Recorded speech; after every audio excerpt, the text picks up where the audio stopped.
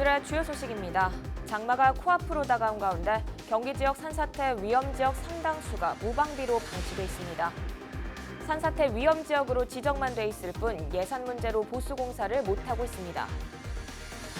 문희상 국회의장이 경기 북부 10개 시군을 경기도에서 분리해 평화통일특별도로 만들어야 한다고 주장했습니다. 문 의장은 지금이 이를 실행할 수 있는 천재일우의 기회라고 말했습니다. 자유한국당 김상원 국회의원이 동두천과 연천 등 접경 지역에서 시행하는 국가 사업을 100% 국비로 할 수 있도록 하는 내용의 개정안을 발의했습니다. 벼와 옥수수 등을 갉아먹는 멸강충이 올해도 말썽을 부리고 있습니다. 경기도 농업기술원은 올해 경기도 내 농지 38.5헥타르에서 멸강충이 발생해 절반 정도가 피해를 입었다고 밝혔습니다.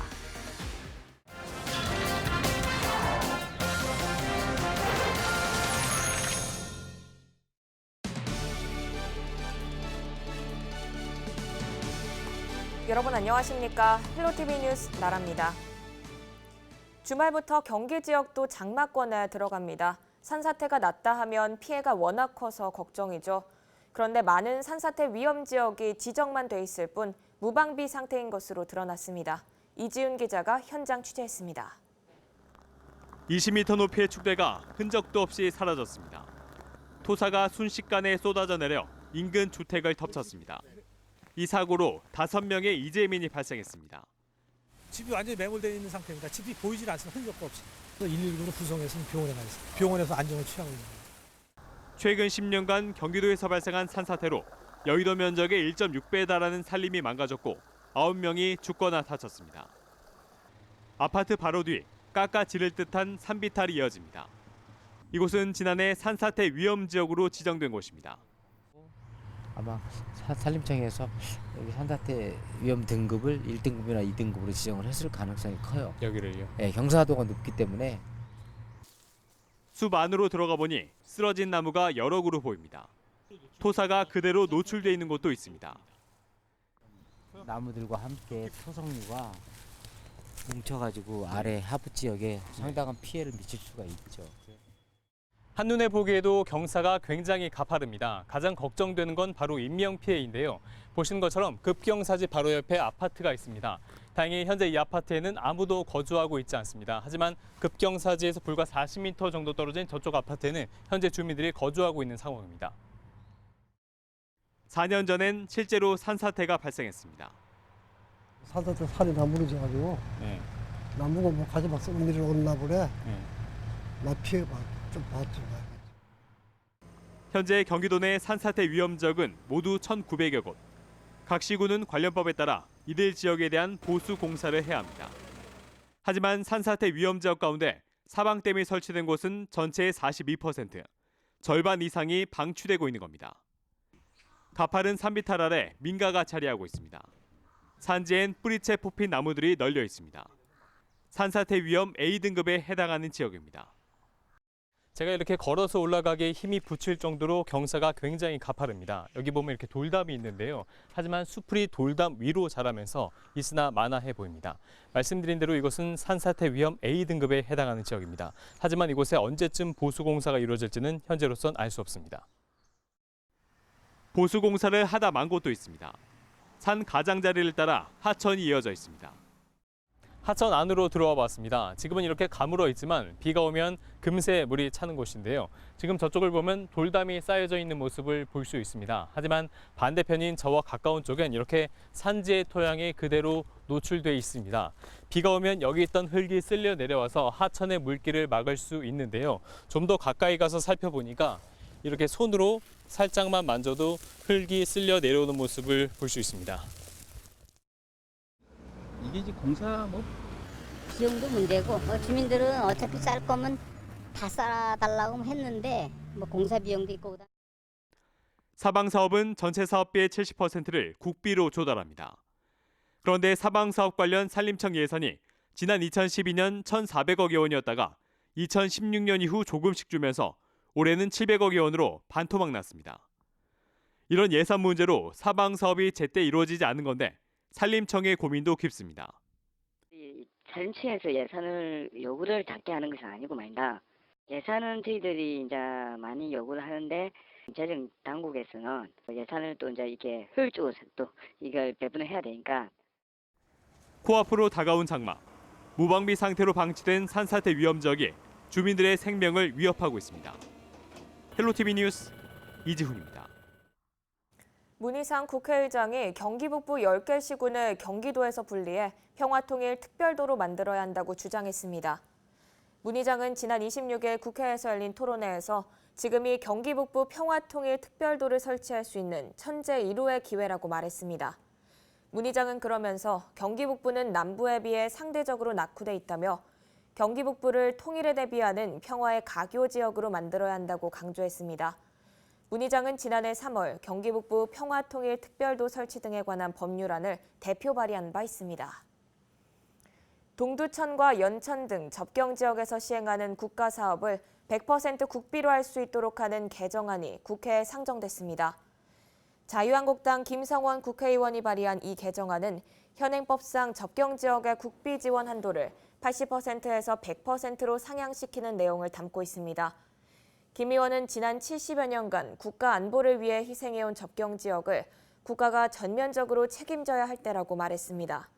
김 의원은 또 해당 개정안이 통과되면 앞으로 동두천과 연천의 지역 발전에 가속도가 붙을 것이라고 말했습니다.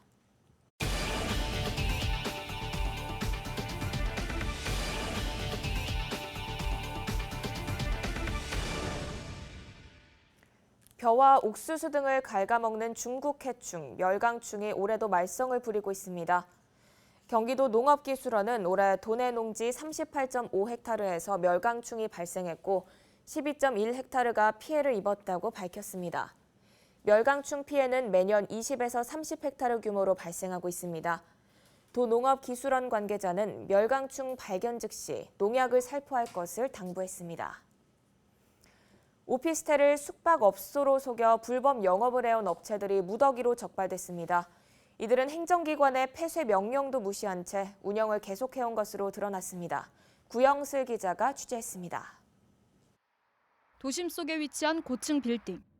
업무 시설인 오피스텔이지만 투숙객들을 위한 용품들로 가득 차 있습니다. 한 건물에 무려 46개 오피스텔을 임대해 숙박시설로 운영하고 있었습니다. 객실 하나 묵었는데 애가 숙박업 신고가 돼 있나요? 이렇게 챙긴 부당이익이 약 2억 원입니다. 이 업체는 공중위생관리법 위반 혐의로 형사 입건됐습니다. 이곳은 고양시의 또 다른 오피스텔입니다. 문을 열고 들어서자 가스레인지를 비롯한 각종 취사 도구들이 갖춰져 있습니다.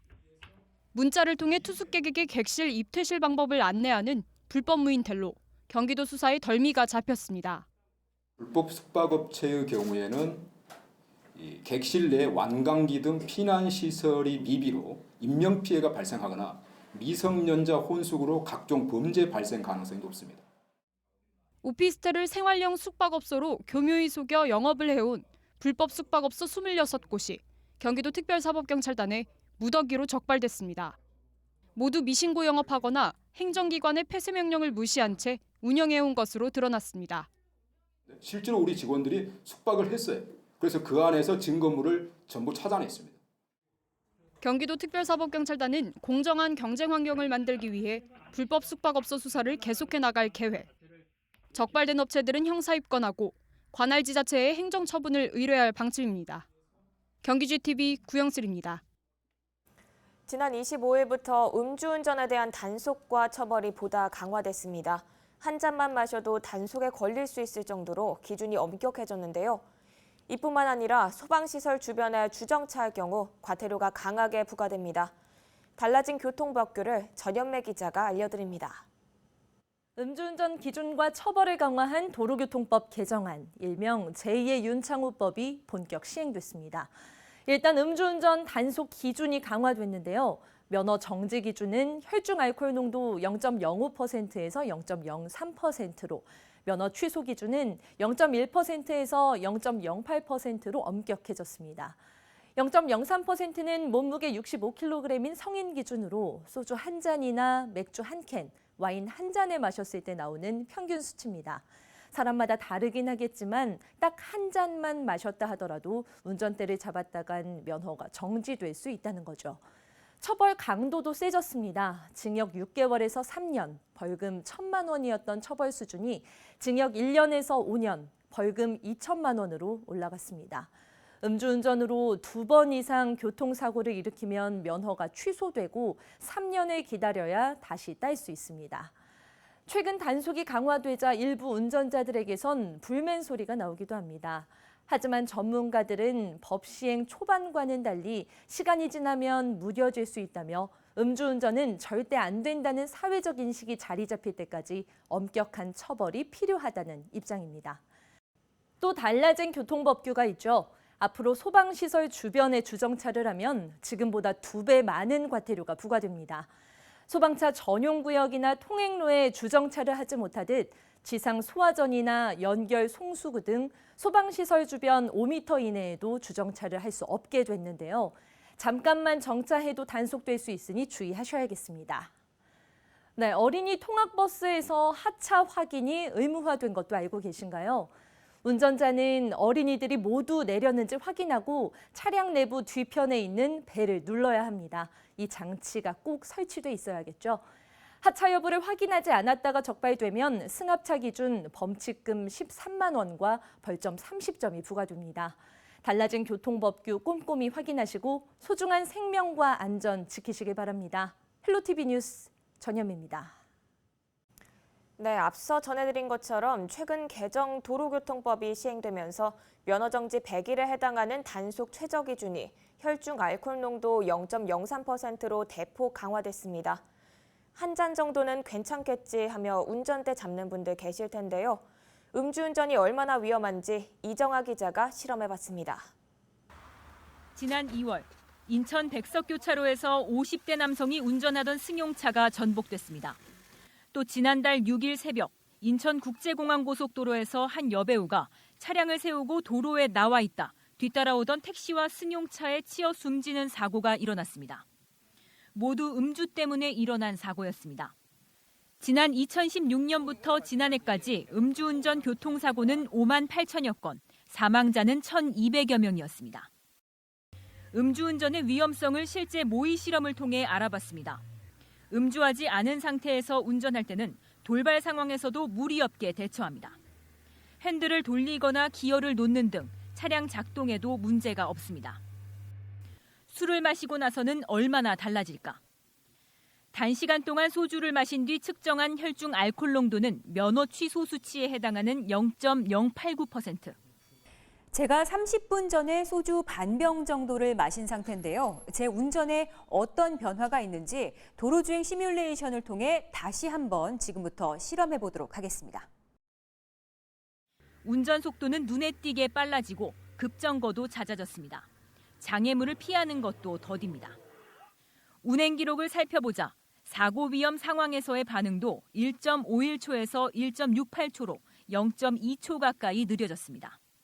또 술을 마신 상황에서는 급정거 상황 등 불안한 모습이 자주 나타났습니다. 전두엽이라는 뇌 쪽에 영향을 미치기 때문에 호기심이라든가 충동을 억제하는 이런 데 이제 문제가 발생이 될 수 있기 때문에 결국엔 그래서 음주운전이라는 것도 이루어지는 이런 과정의 한 단계라고 보시면 맞을 것 같습니다. 경찰은 앞으로 8월 말까지 전국에서 음주운전 특별 단속을 벌인다고 밝혔습니다. 헬로티비 뉴스 이정아입니다. 계속해서 날씨 정보입니다. 전국을 적신 장막비 구름이 모두 물러갔습니다. 28일 금요일에는 전국이 대체로 흐리겠습니다. 낮 최고 기온은 28도로 평년보다 높겠고 미세먼지 농도는 보통 수준으로 좋겠습니다. 하지만 주말인 토요일에는 전국 곳곳으로 또다시 비가 내릴 것으로 보입니다. 특히 남부지방을 중심으로 강하고 많은 비가 예상되니 주말 계획에 참고하시기 바랍니다. 생활지수입니다. 대기 확산이 원활해 공기질이 대체로 좋은 편입니다. 하지만 습도가 높아 불쾌지수가 높겠으니 주의하시기 바랍니다. 지금까지 날씨 전해드렸습니다.